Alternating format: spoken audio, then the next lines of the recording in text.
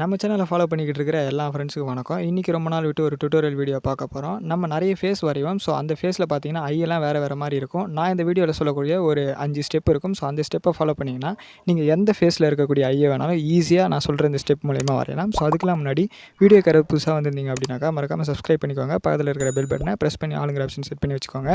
வாங்க இப்போ வீடியோக்குள்ளார போகலாம். ஃப்ரெண்ட்ஸ், நான் என்னென்ன டூல் யூஸ் பண்ணுறேன்னு சொல்லிடுறேன். 50 சென்டிமீட்டரில் இருக்கக்கூடிய ஒரு ஸ்கேலு, அப்புறம் வந்து மெக்கானிக்கல் பென்சில், அப்படி இல்லைன்னா நீங்கள் அப்சரா பென்சில் கூட யூஸ் பண்ணலாம். அப்புறம் ஒரு நார்மலான அப்சரா எரேசர். ஸோ இப்போ வாங்க ஸ்டெப் பை ஸ்டெப்பாக பார்ப்போம்.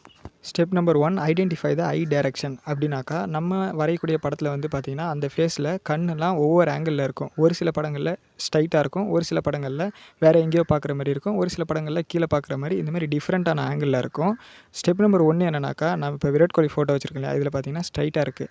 ஃபஸ்ட்டு ஸ்டெப்பில் நம்ம வந்து ஒரு ஃபோட்டோ எடுத்துக்கிறோம். அந்த ஐ வந்து எந்த டைரக்ஷனில் இருக்குது அப்படிங்கிறத வந்து பார்த்துக்கிறோம். Step 2, draw the I direction line. இப்போ நம்ம அது எந்த டைரக்ஷனில் இருக்குதுன்னு கண்ணு பார்த்துட்டோம். ஸோ அதுக்கு வந்து பார்த்திங்கன்னா அந்த டைரக்ஷனில் ஒரு லைன் வந்து போடணும். இப்போ விராட் கோலியோட இந்த ஐ டைரக்ஷன் வந்து பார்த்திங்கன்னா நல்லா ஸ்ட்ரைட்டாக இருக்குது. ஸோ அதனால் எக்ஸாம்பிளுக்காக நான் இந்த ஃபோட்டோ வச்சு சொல்லிக் கொடுக்குறேன். ஸ்ட்ரைட்டான ஒரு லைன் வந்து போடணும். இதுதான் வந்து பார்த்திங்கன்னா step number 2. Step 3, correct size to draw I outline. அப்படின்னாக்கா நம்ம இப்போ அந்த படத்தில் வந்து நம்ம வந்து அந்த டைரக்ஷனோட கோடு வந்து போட்டாச்சு. இப்போ நம்ம அந்த ஃபேஸை வந்து ஜூம் பண்ணிக்கலாம். ஸோ அந்த கண்ணை வந்து ஜூம் பண்ணதுக்கப்புறம் இந்த கண்ணோட சைஸ் மாறாமல் நம்ம வந்து அதை வந்து அவுட்லைன் வந்து போடணும். ஸோ இந்த மாதிரி அவுட்லைன் போடுறப்போ நல்லா அந்த சைஸை மட்டும் நல்லா பார்த்துக்கோங்க. இப்போ அந்த ஐயோட லைன் நான் எதை சொன்னேன்னா, ஸோ இந்த லைனை தான் சொன்னேன். ஸோ இது வந்து பார்த்திங்கன்னா இந்த அளவு தான் இருக்கணும். ஒரு சில பேர்லாம் இதை தாண்டி தூரமாக வச்சுருவாங்க. அப்படி இல்லைனா இந்த மாதிரி கிட்ட வச்சுருவாங்க. வச்சுட்டோம் அப்படின்னாக்கா அந்த கண்ணோட சைஸ் வந்து மாறி போயிடும். ஸோ அப்படி பண்ணாதீங்க. கண்ணோட சைஸ் எதுவோ அதுக்கேற்ற மாதிரி வந்து போடணும். ஸோ இப்போ கீழே இருக்கக்கூடிய அந்த கண்ணோட லைன் வந்து நான் ஜாயின் பண்ணுறேன் இல்லையா, இந்த லைன் ஜாயின் பண்ணுறப்போவும் அந்த கண்ணோடைய அந்த ஷேப் வந்து மாறாமல் பார்த்துக்கணும். ஒரு சில பேர் வந்து இந்த லைனை கீழே இறக்கி போட்டுருவாங்க, அப்படி இல்லைனா தூக்கிட்டு போய் மேலே போட்டுருவாங்க. ஸோ அப்படிலாம் போடக்கூடாது. இந்த கரெக்டான சைஸ் எதோ அது மட்டும் பார்த்து நல்லா போடுங்க. ஸோ இந்த இடத்துல நான் மார்க் வைக்கிறேன் இல்லையா, ஸோ இந்த கண்ணும் அந்த கண்ணும் பார்த்திங்கன்னா கரெக்டாக மேட்ச் ஆகிற மாதிரி இருக்கும். ஸோ இந்த மாதிரி கண்ணோட சைஸை வந்து கரெக்டாக மேட்ச் பண்ணி போடுங்க. ஓகேங்களா? இதுதான் ஸ்டெப் நம்பர் 3. இப்போ இந்த கருவிழி எப்படி வரைகிறேன்னு பாருங்கள். ஒரு சில பேர் என்ன பண்ணுவாங்கனாக்கா, இந்த கேப்பை வந்து கவனிக்க மாட்டாங்க. அதாவது கருவிழியோட இந்த ஸ்டார்டிங் லைனும் அப்புறம் இந்த கண்ணோட எண்டிங் லைனும் வந்து கவனிக்கவே மாட்டாங்க. இதுக்கு இடையில வந்து இருக்கிற கேப் வந்து நோட்டீஸ் பண்ண மாட்டாங்க. ஸோ அப்படிலாம் பண்ணாதீங்க. இப்போ இந்த கண்ணோட கருவிழி இந்த இடத்துல தான் ஸ்டார்ட் ஆகுதா, ஸோ அந்த இடத்துலேருந்து இந்த மாதிரி கர்வ் லைன் போட்டு கருவிழி வந்து முடிக்கணும். ஸோ சில பேர்லாம் இதை பண்ணாமல் ஃபஸ்ட்டு வந்து இது மாதிரி அவுட்லைன் வந்து போட்டுருவாங்க. போட்டுட்டு அதுக்கப்புறம் பார்த்திங்கன்னா உள்ளே இருக்கிற கருவிழி இருக்கு இல்லையா, அதை வந்து பெருசாக போட்டுருவாங்க. அதாவது இந்த லெஃப்ட் சைடில் இது கேப்பே விட மாட்டாங்க, போட்டுருவாங்க. அப்புறம் ஒரு சில பேர் என்ன பண்ணுவாங்கன்னா, இந்த மாதிரி கண்ணுக்கான அவுட்லைன் கரெக்டாக போட்டுட்டு உள்ளே இருக்கக்கூடிய அந்த கருவிழியை ரொம்ப சின்னதாக போட்டுருவாங்க. ஸோ இந்த மாதிரி ரெண்டுமே தப்பு தான். நீங்கள் இந்த மாதிரி வரைகிறது தான் கரெக்டு. டிப் நம்பர் 4 என்னன்னாக்கா, mark I start and end point to draw eyebrow. அதாவது இப்போ கண் வரைஞ்சிட்டோம். ஸோ இதோட எண்டு பாயிண்ட்டில் வந்து ஒரு மார்க் வைக்கிறோம். ஸோ ஐப்ரோக்காக இந்த இடத்துல. அப்புறம் வந்து பார்த்திங்கன்னா இதோட ஸ்டார்ட் பாயிண்ட் இருக்குல்ல, இந்த இடத்துல ஒரு மார்க் வைக்கிறோம். இந்த மாதிரி மார்க் வைக்கிறப்போ அந்த ஐப்ரோவோட கேப் நல்லா நோட்டீஸ் பண்ணிவிட்டு வைங்க. ஸோ இப்போது இந்த மார்க் வச்ச இந்த பாயிண்ட்டை மட்டும் வந்து ஃபஸ்ட்டு ஜாயின் பண்ணுறோம் ஐப்ரோ வரைகிறதுக்கு. இதை மார்க் பண்ணிவிட்டு ஸோ இந்த இடத்துல வந்து பார்த்திங்கனாக்கா கொஞ்சம் ஒரு சில முடியெல்லாம் வருங்கிறதால ஐப்ரோ கொஞ்சம் தள்ளி இருக்கிற மாதிரி தெரியும். இப்போ லெஃப்ட் சைடில் இருக்குது இல்லையா, இந்த எண்டு பாயிண்ட்டு ஐப்ரோட எண்டு பாயிண்ட்டுக்கு இந்த இடத்துல இருக்கக்கூடிய அந்த கேப் வந்து நோட்டீஸ் பண்ணணும்.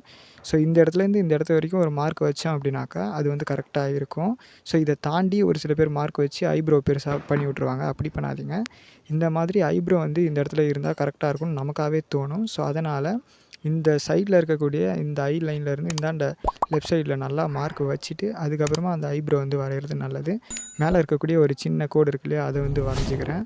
வரைஞ்சிட்டு பார்த்திங்கன்னா ஐப்ரோவோட இந்த வந்து சில பேர் பார்க்க மாட்டாங்க. ஸோ இதையும் நம்ம நல்லா கவனமாக பார்த்துட்டு அந்த கேப்புக்கு ஃபஸ்ட்டு சின்னதாக ஒரு மார்க் வச்சுருங்க. வச்சுட்டு அதுக்கப்புறம் அந்த அவுட்லைனுங்கிறதால நான் அந்த மாதிரி கட்டமாக போட்டுட்ருக்கேன். அங்கே வந்து நம்ம ஷேடிங்லாம் கொடுக்குறப்ப அந்த முடியெலாம் வரைகிற மாதிரி வரும். ஸோ இவ்வளோ தான். லாஸ்ட்டு ஸ்டெப் 5 என்னன்னாக்கா, ஐடென்டிஃபை டிஸ்டன்ஸ் பிட்வீன் 2 ஐஸ். அதாவது ஒரு ஐக்கும் இன்னொரு ஐக்கும் இடையில இருக்கக்கூடிய அந்த கேப்பை வந்து நம்ம நோட்டீஸ் பண்ணிவிட்டு அடுத்த ஐ வரையணும். இப்போ நம்ம வந்து ஒரு ஐ வரைஞ்சி முடிச்சிட்டோம் அப்படின்னாலே நம்ம வந்து அடுத்த ஐ வரைய போகிறோம் அப்படின்னாக்கா அதுக்கு நடுவில் வந்து அந்த நோஸுக்கான கேப் இருக்கும். ஸோ இந்த மாதிரி நோஸ் வரைகிறப்போ அதோட ஷேடிங் நான் மார்க் வச்சுருக்கேன் பார்த்தீங்களா, அந்த மார்க்கை ஃபஸ்ட்டு நம்ம போட்டுட்டு இப்போ இதோட டிஸ்டன்ஸ் எவ்வளோன்னு சொல்லிட்டு கரெக்டாக நம்ம இங்கே தான் மார்க் பண்ணணும். ஸோ இதுதான் நம்ம வந்து ஃபேஸோட ஷேப்பை வந்து முடிவு பண்ணணும்.